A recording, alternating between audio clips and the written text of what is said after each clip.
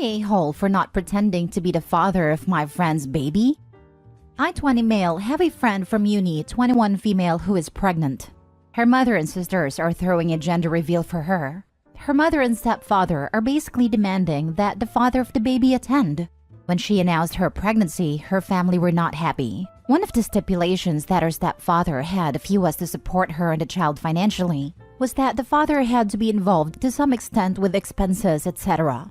Nobody's forcing her to marry him or be in a relationship with him, as far as I'm aware, but her family does not want her to be a single parent. Unfortunately for her, the father was a Tinder date who blocked her and everything when she told him about the pregnancy. She really needs her stepfather and mother's continued financial support since she doesn't have a paid job. Her course requires her to do X amount of hours of industry experience, so between that and her research project, she does not have time. She has been lying for months and pretending to have semi-regular contact with the baby's father. Our friends are mostly girls with only 2 guys. The other guy has met her family before and her sister knows he is gay, but they have not met me. So my friend asked me to attend a gender reveal and say I was the baby's father. I was initially conflicted and said I'd think about it. She dropped it after that for a few days. After talking about it with a friend, I decided I really did not want to, because A, this does not sound like the sort of lie you tell once, and I don't know how long I'd have to keep being involved, and B, while we are from completely different ends of the country, with social media, I fear this could get to people in my hometown or my parents, which may believe I have actually gotten a woman pregnant, which I have not. I explained this to her the next time I saw her and she looked disappointed, but agreed it was up to me. However, for the past 3 weeks, most if not all of our friends, including one of my housemates, have been telling me how stressed out she is, that she guarantees it will be a one-time thing, and that I have really let her down. We spoke about it again yesterday and she tried to reassure me that she wouldn't ask me again, and that she shall make sure no pictures of me are taken/posted, but I find that unlikely. She was almost crying, confessing she had no one else to ask and begging me to reconsider. I feel awful about it, but know I'll just be stressed about it getting out somehow. I've seen pictures of other people's baby showers and refuse to believe that the father of the child can be omitted from all photos. My friends think I'm overthinking and making a bad situation even worse for her. Am I the a-hole? Now for the top comments. Are you insane? Stay the heck away from this girl, and possibly the rest of your friend group. There is no way that this lie happens without ruining you in some way. Not the a-hole. Open your eyes and let this bullet whiz right by you. First, you'd be responsible for child support. No, no, no. If she's willing to lie and manipulate her own family, she will no doubt do the same to Opie somehow. Not the a-hole. She was irresponsible, got pregnant from a virtual stranger and decided to keep the baby. None of those actions are your fault. If she doesn't have the financial resources to have a baby, her solution shouldn't be to lie to her own family, so she could get their support and risk losing everything when her lie's uncovered. Don't get involved in that. They say it's a one-time thing. It clearly will not be. How does she plan to explain that the father is not there for the birth of the child? I think she was feeling that she didn't have any alternative but to lie. I feel bad for her, but I don't want to personally get involved.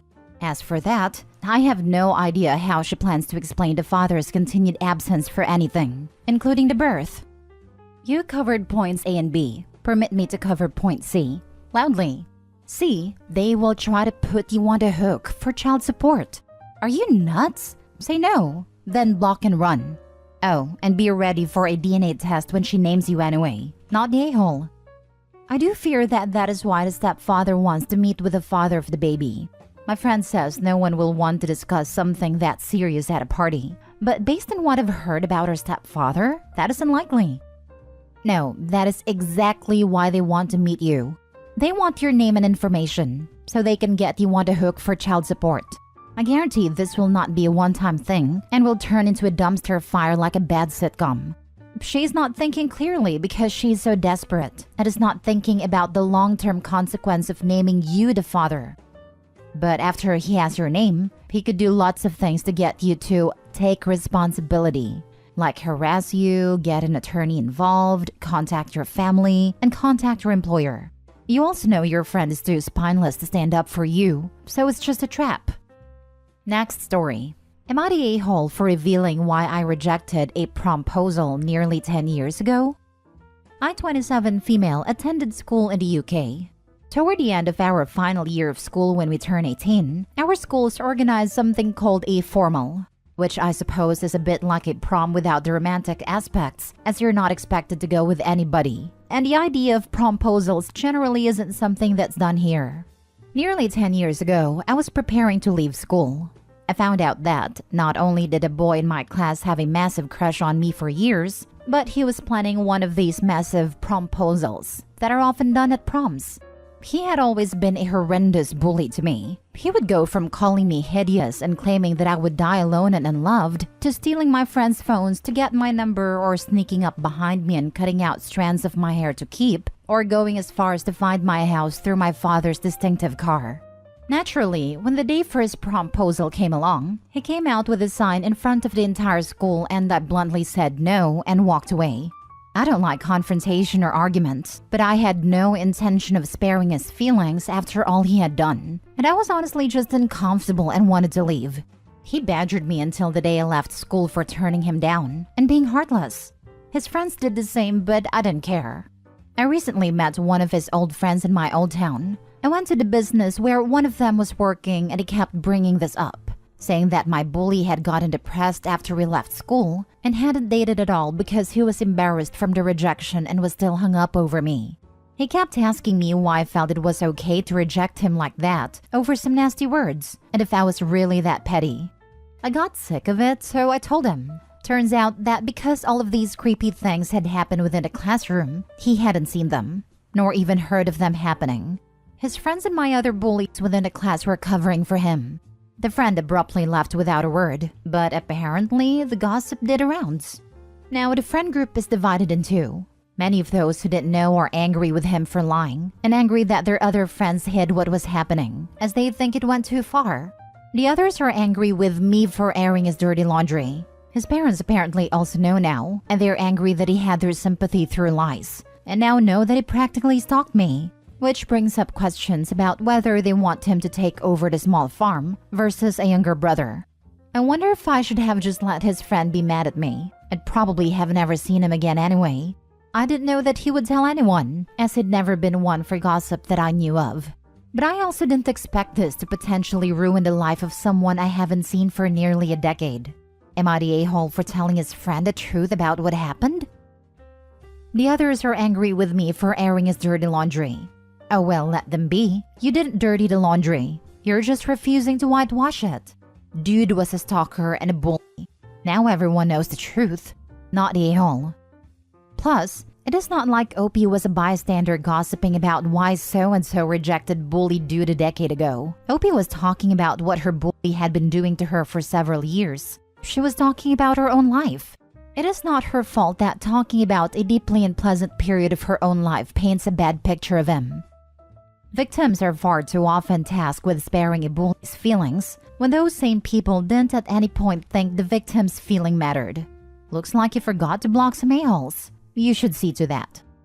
Not a-hole. Were you expected to lie for someone who made your life hell for years?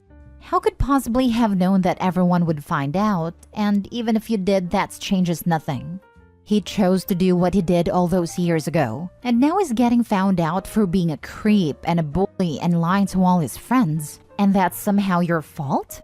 I don't think so. Next story. Am I the a-hole for not wanting to share my friends/roommates to use my laptop? 6 of us, me, boyfriend, and 4 other friends, are renting out a unit together so we can be closer to all the good summer jobs in a touristy town. The property has a TV that isn't a smart TV. It only works if something is connected to the HDMI cable. We have been using my laptop to watch movies/YouTube/shows together this way all week.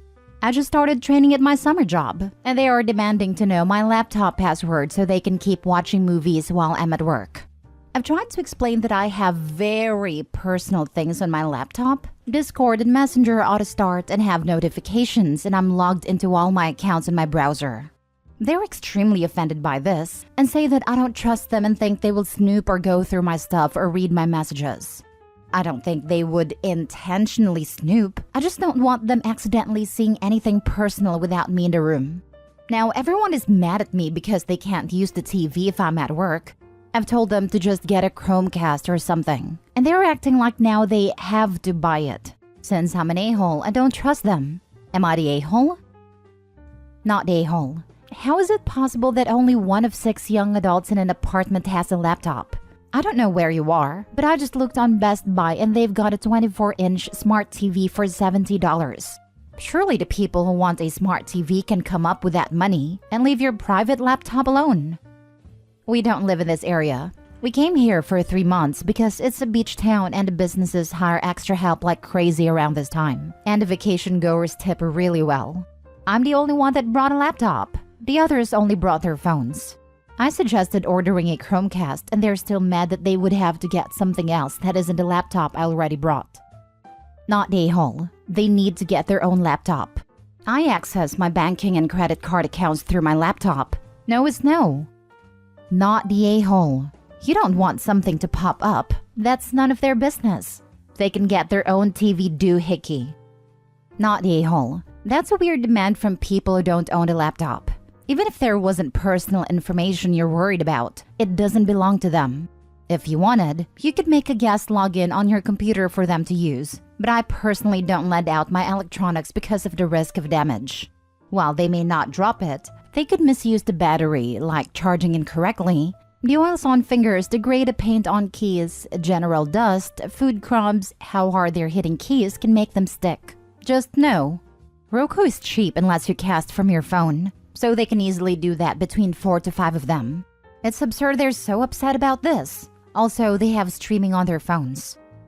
Though a guest account does take away the security issue, are they willing to assume responsibility if something happens to the laptop?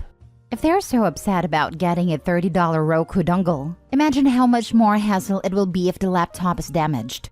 Besides, what happens when everyone wants to watch TV but Opie needs to use the laptop? Last story. Am I the a-hole for calling my brother-in-law a failure after he compared me to my sister? I, 30 female, have a stepsister, Chloe, 32 female, who is married to Joe, 34 male. They have a son, Liam, 4, and my husband and I have a daughter, Ava, 3. Joe, Chloe, Liam, and our parents, her dad and my mom, came to visit my husband and me at our home abroad last week, as there's lots of events going on here and good weather. We all had a good time, but it was obvious Joe and Chloe were having some issues, both with Liam and each other. Nothing serious, just tension and a few snide remarks about Liam's behavior and Chloe's appearance from Joe. Over the weekend, we all went out to have lunch and then watch a local event with the intention of attending a party afterwards. It was a long day with 3 distinct parts to it, so I had to change clothes. I changed before lunch, and when I came down to lunch, Joe said I looked nice. I said thanks, thinking that would be the end of it, but he launched into a whole rant, at a table with everyone there, about how he wished Chloe would make more of an effort with her appearance, how she still had baby weight, never thought about how she looked or how he felt being out with her, and how since I managed to keep myself together while having a husband who is never around, it obviously can be done. I was incensed. This greasy gnome had insulted 3 out of the 5 of the adults, in front of our parents and the kids. So I told Joe I married a husband and a father, not an extra child, and he provides support, not excuses. If I was a single parent with a 9 to 5 and you to come home to, it wouldn't look like this. That is a reflection of your failures, not Chloe's. Joe grumbled that he was only making a point, but my stepdad said that everyone needed to calm down and we should just get on with our meal, which we did. Joe stayed away from pretty much everyone for the rest of the afternoon, while Chloe sat with us but was sullen and withdrawn.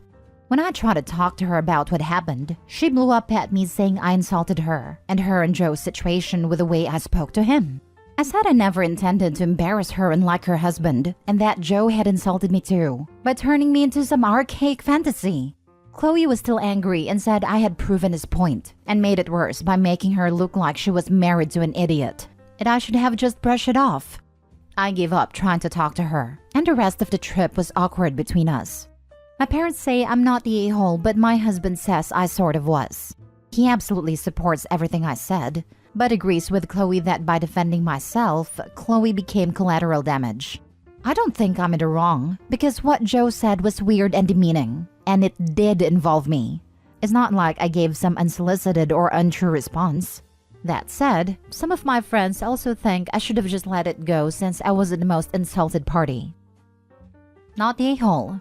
You didn't make her look like she married an idiot. She married an idiot.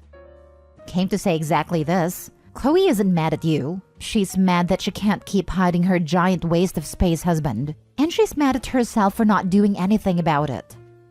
Yes, Chloe has no power in her relationship with idiot child boy, so she can only be mad at her sister. This is such sexist BS. Brother-in-law's the a-hole, and your husband needs to get in line. You know this already, but not the a-hole. Your brother-in-law is a huge a-hole. But it sounds like your sister and her husband are having more than some issues if he uses you to hurt her. Maybe your sister needs someone to be there for her. Going by her response, that clearly isn't what she wants. OP should leave her to her own devices. On the contrary, this is very common to abused people. They lash out their anger and frustration at safe targets because they can't at the cost of their anger. It's not on purpose. It's a psychological defense mechanism. She needs support and therapy, not getting more isolated from anyone who can help her even if she's lashing out.